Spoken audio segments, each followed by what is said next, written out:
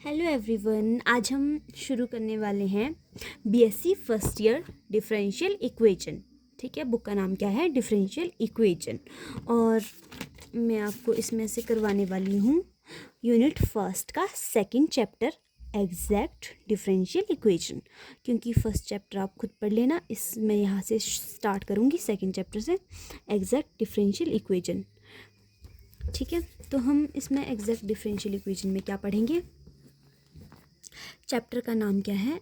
Exact differential equation. सबसे पहले आपको पता होना चाहिए कि डिफरेंशियल इक्वेशन होती क्या है। डिफरेंशियल इक्वेशन होती है कोई इक्वेशन जिसमें मान लो कोई फंक्शन एक्स वाई है, कोई भी फंक्शन एक्स और वाई ले लो, तो हम उसके क्या है डेरिवेटिव भी होंगे उस इक्वेशन में, जैसे कि D Y over D X plus P X is equal to zero. इसको क्या बोल सकते हैं हम? ये क्या है? Linear differential equation. ठीक है, ये क्या है? Linear differential equation. वैसे ही क्वाड्रेटिक डिफरेंशियल इक्वेशन होती है, और भी फॉर्म्स होती है डिफरेंशियल इक्वेशन की। क्वाड्रेटिक में मान लो यहाँ पे वाई स्क्वायर आ जाएगा, D Y square over D X square plus P X is equal to zero, तो ये क्वाड्रेटिक हो जाएगी। तो बट हम यहाँ पे बात किसकी करेंगे? एग्जैक्ट डिफरेंशियल इक्वेशन की। कोई भी डिफरेंशियल इक्वेशन जो है एग्जैक्ट कब होती है? वो एग्जैक्ट कब होती है कोई डिफरेंशियल इक्वेशन? जब हम उसको किस फॉर्म में लिखते हैं? M D X plus N D Y is equal to zero. जब कोई इक्वेशन इस फॉर्म में होती है तब हम उसे देखते हैं, चेक करते हैं कि वो एग्जैक्ट है या नहीं है। तो हमें इसके लिए क्या चेक करना पड़ता है? इसके लिए कंडीशन होती है नेसेसरी कंडीशन। ठीक है, नेसेसरी कंडीशन क्या होती है?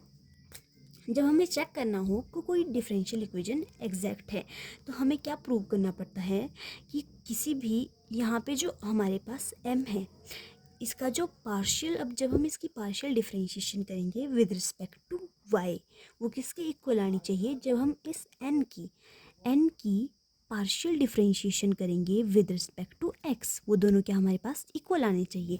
तब हम बोलेंगे कि ये डिफरेंशियल इक्वेशन जो हमने लिखी है ये क्या है? एग्जैक्ट है।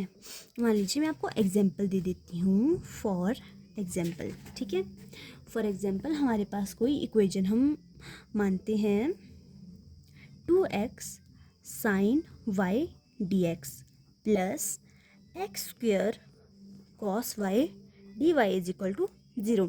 तो ये हमारे पास किस फॉर्म में? मैंने बोला कि हमारे पास इक्वेशन पहले इस फॉर्म में होनी चाहिए, M D X plus N D Y is equal to zero.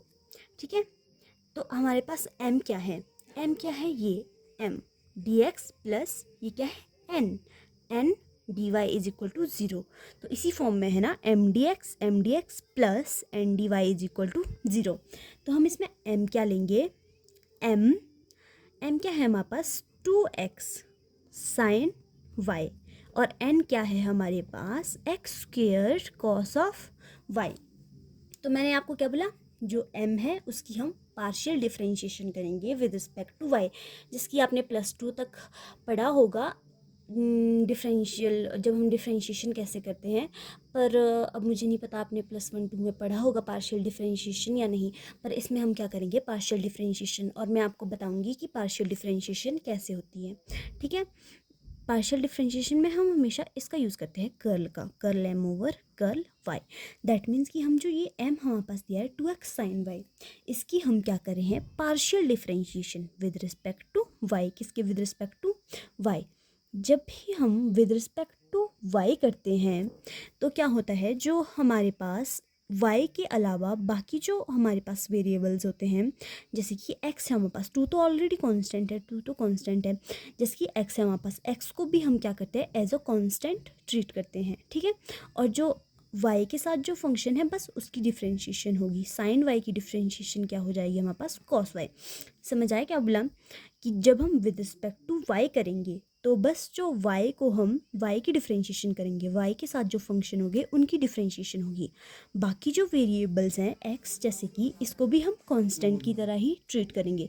तो ये क्या बन गया? 2x cos y। अब हम क्या करेंगे? n की डिफरेंशिएशन के विद रिस्पेक्ट टू x, तो विद रिस्पेक्ट टू एक्स जब करेंगे हम, इसका मतलब है जो हमारे पास फंक्शन एक्स है इसकी सिर्फ डिफरेंशिएशन होगी, जो वाई के साथ है उसको हम एज अ कांस्टेंट ट्रीट करेंगे। एक्स स्क्वायर की डिफरेंशिएशन क्या होती है 2x, और cos y as a constant, क्योंकि यहाँ पे इसके साथ y लगा है। x के अलावा बाकी भी जितने होंगे उसको हम कांस्टेंट की तरह ट्रीट करेंगे। तो ये दोनों आगे, ठीक है। तो 2x cos y आ गया, 2x cos of y is equal to 2x cos of y, दोनों आगे ना, कर लेम ओवर कर y 2x cos y और कर लेम ओवर कर x 2x cos y, that means curl m over curl y is equal to curl n over curl x, ठीक है। ये दोनों इक्वल आ गए। तो मैंने क्या बोला था, हमारे पास जो कंडीशन होती है कि कोई डिफरेंशियल इक्वेशन एग्जैक्ट कब होती है, जब हम curl M over curl Y is equal to curl N over curl X prove कर दे। तो हमने प्रूव कर दिया है, तो दैट मीन्स जो हमने ये डिफरेंशियल इक्वेशन ली थी ये क्या है, एग्जैक्ट। तो इसका मतलब क्या है, जो हमारे पास गिवन डिफरेंशियल इक्वेशन